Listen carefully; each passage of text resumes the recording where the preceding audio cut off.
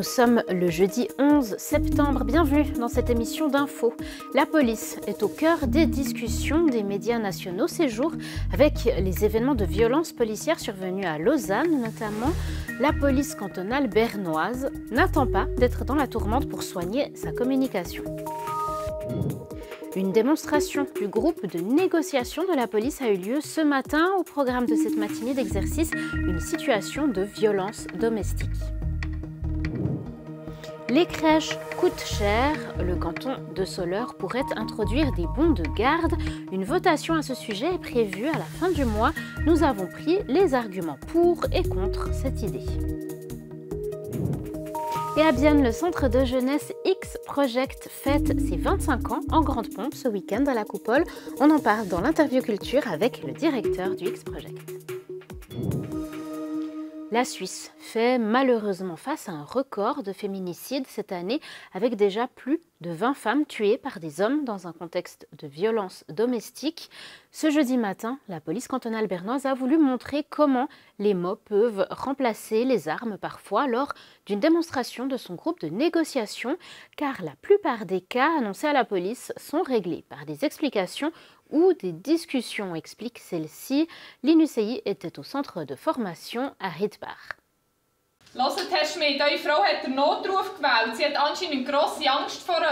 C'est une reconstitution de quelques 40 interventions menées par le groupe de négociation de la police cantonale bernoise chaque année. Grüß Herr Schmid. Mein Name ist Hessig von der Kantonspolizei Bern. Ich bin von der Verhandlungsgruppe. Mir ist gesagt worden, dass ihr einen Streit mit eurer Frau. Dabei seid ihr handgreiflich worden und habt sie angeblich auch mit einem Messer bedroht. Stimmt das? Le but, empêcher l'escalade et que toutes les personnes impliquées s'en sortent indemnes. Une telle négociation peut durer des heures. Ja, ganz schwierige Situation für dich. Sehr belastend, so Momente. La négociation face-à-face la plus longue à laquelle j'ai participé a duré 4 ou 5 heures. On a dû se relayer, 4 ou 5 heures de négociation active. D'écoute active, on n'y arrive pas. Il faut se remplacer. Ich höre, du bist ein bisschen verrückt, ein bisschen wütend. Warum? Natürlich bin ich verrückt. Was hast du jetzt für diese Situation? Die Personen sind in einer Ces gens sont dans une situation exceptionnelle en ce moment et c'est d'autant plus difficile de construire une relation dans ce genre de situation. Mais c'est notre but, afin que nous puissions convaincre la personne que ce qu'elle est en train de faire n'est pas la bonne voie. Il s'agit surtout de communication et d'écoute en premier lieu. On veut simplement comprendre comment on en est arrivé là. Zuhören in erster Linie und manchmal wollen verstehen, was ist denn passiert, dass es bis zu dieser Situation gekommen ist. Aber ihr als Paar habt sicher auch herausfordernde Situationen gehabt, die ihr gemeistert habt. Les négociateurs et négociatrices sont formés spécifiquement en communication et psychologie. Dans le canton de Berne, les compétences sociales jouent un rôle essentiel déjà au moment du recrutement. Ich finde es schön, dass du mir vertraust. Pour moi, c'est le point décisif. En général, la communication amène la solution. Nous travaillons aussi sur le principe dialogue, désescalade, puis intervention. Ces 3 mots-clés, si nécessaire. Mais la partie principale, c'est la communication. Ça a un poids lors de la formation de base et plus tard, lors de la spécialisation, c'est encore approfondi.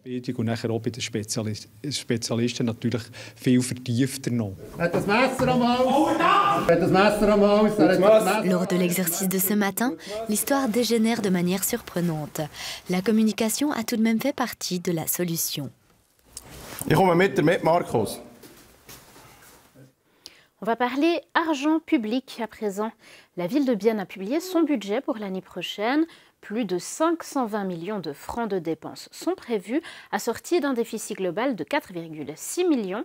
Malgré la hausse des dépenses sociales et salariales, les prestations à la population sont maintenues, les recettes fiscales progressent, mais la péréquation financière évolue de manière défavorable pour la ville.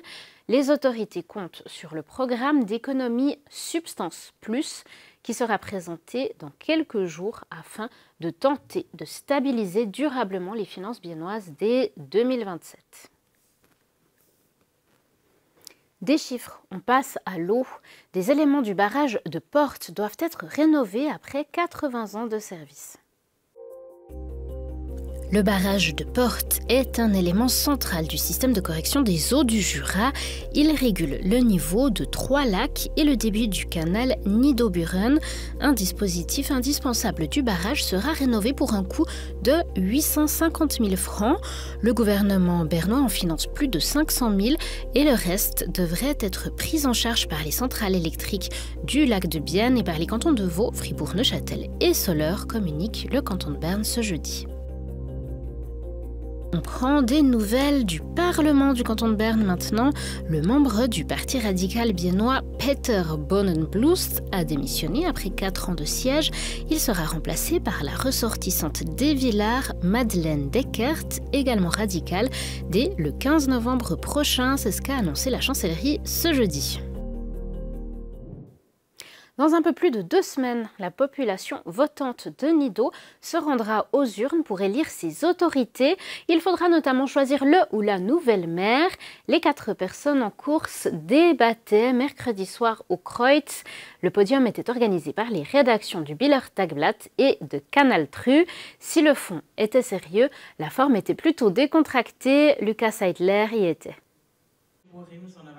Qui de l'agrarien Markus Baumann, du vert libéral Beat Kataruzza, du socialiste Tobias Ecker ou encore du libéral radical François Zand succédera à la mairesse sortante de Nido, la PLR Sandra Hess.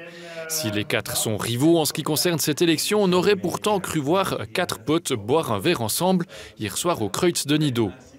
Mais les animateurs de la soirée sont venus avec des thèmes et des questions bien précises, place de parking, quartier Weidteile ou encore le site de l'Expo Park. D'ailleurs, quel serait le premier dossier à traiter s'ils étaient maires?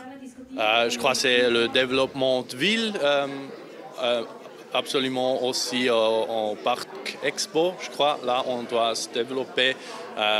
Ça, c'est très important. Oui. C'est vraiment l'aréal de Expo, mais en même temps aussi à la gare, parce que là, on a du potentiel pour des nouveaux habitants à Nido, mais c'est clair, je pense que le plus grand dossier, c'est les finances. Sans finances, il n'y a rien qui bouge. Adapter la planification qui date des années de 1978, je pense que c'est très important qu'on change ça.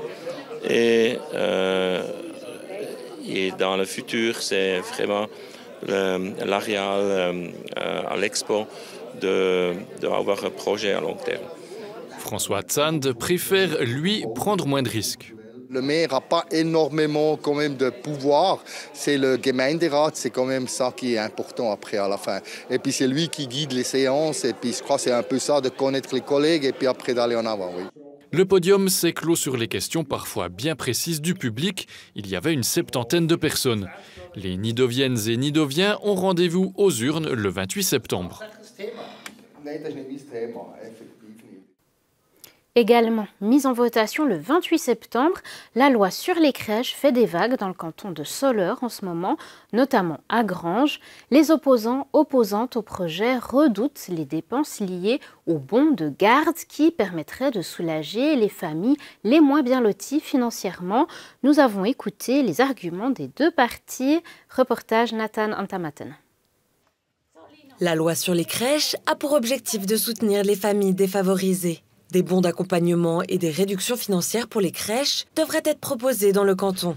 Christian Thalmann, président de la commission des finances soleuroises, trouve que sur le principe, l'idée est bonne, mais pas sous cette forme. Der Kanton tut hier völlig in die Autonomie von den Gemeinden. Le canton veut complètement s'immiscer dans l'autonomie des communes. Nous, à Breitenbach, avec 4200 habitants, on a une crèche depuis 20 ans. Depuis l'année passée, on propose aussi un service de cantine et on peut décider nous-mêmes de la forme et du type de service dont on a besoin. On n'a donc pas besoin des directives de Soleure. Form und in welcher Art. Also wir brauchen hier ein Diktat von Solothurn nicht. Pour le maire de Granges, l'indépendance de la commune est aussi importante.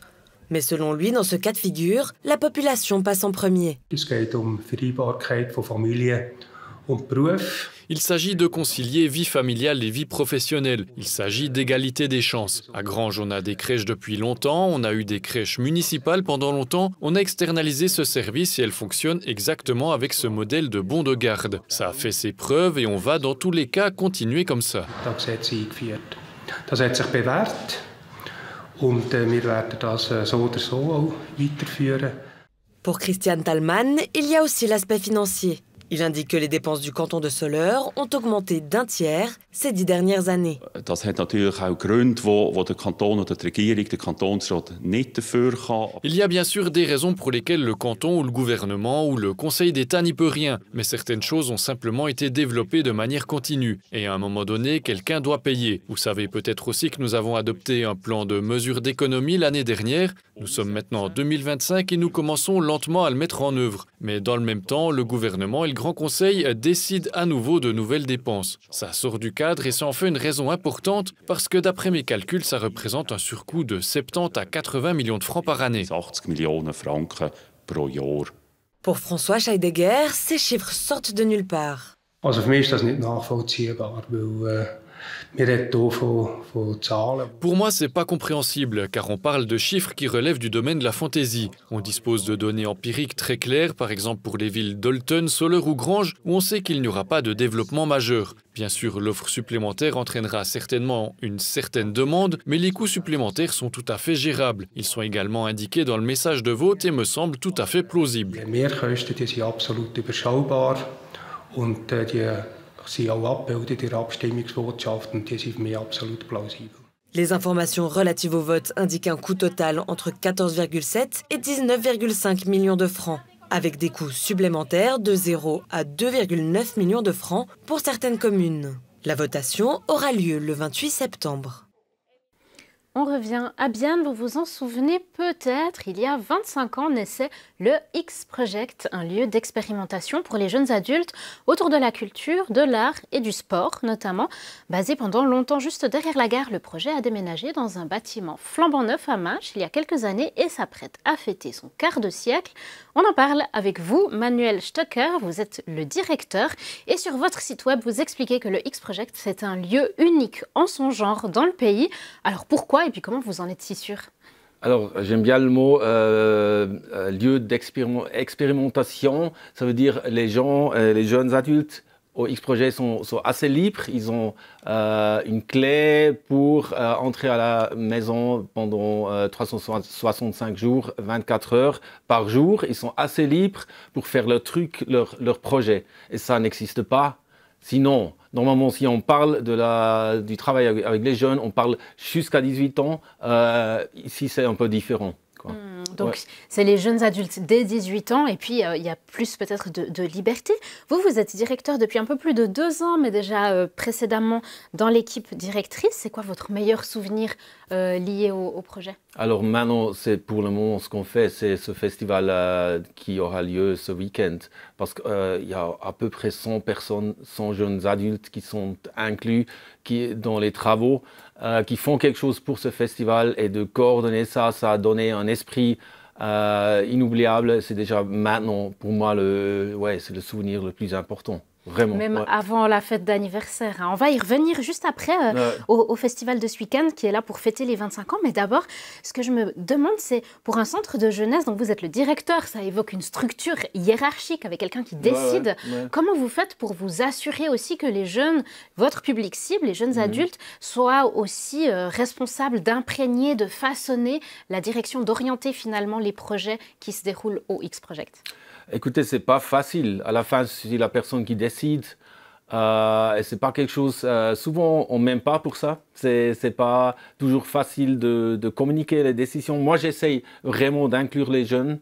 On a 6 fois par année, on se voit, on vient tous ensemble, on discute ce qui se passe dans la maison. Et j'essaye d'inclure encore plus dans le futur les jeunes. Mais c'est une tâche pas facile, c'est clair. On est quand même le chef à la fin. On va revenir à ce festival qui a lieu ce week-end pour fêter les 25 ans. Et là, vous avez décidé de l'organiser à la Coupole et non pas chez vous, dans votre bâtiment. Pourquoi? Alors, à la fin, c'était juste trop grand le festival. C'est quand même énorme. On a 40 points de programme. On a, comme j'ai dit, 100 personnes qui sont incluses dans le processus. Et en fait, les racines du X-Projet étaient à la Coupole. C'est le mouvement hip-hop qui s'est séparé de la Coupole. En fait, dans les années 90, ils cherchaient leur propre place et ils l'ont trouvé au X-Projet. Mais quand même, les racines sont encore à la coupole. Et en plus, la coupole est au centre.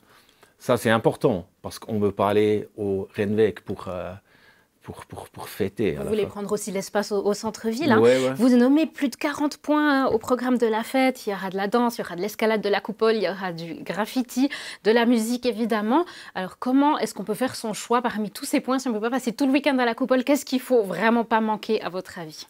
Alors ça dépend qui en est, parce que y a les après-midi pour les familles, les enfants, il y a beaucoup de choses. Il y a samedi, il y a aussi l'association Soleil qui est là avec une fête pour enfants.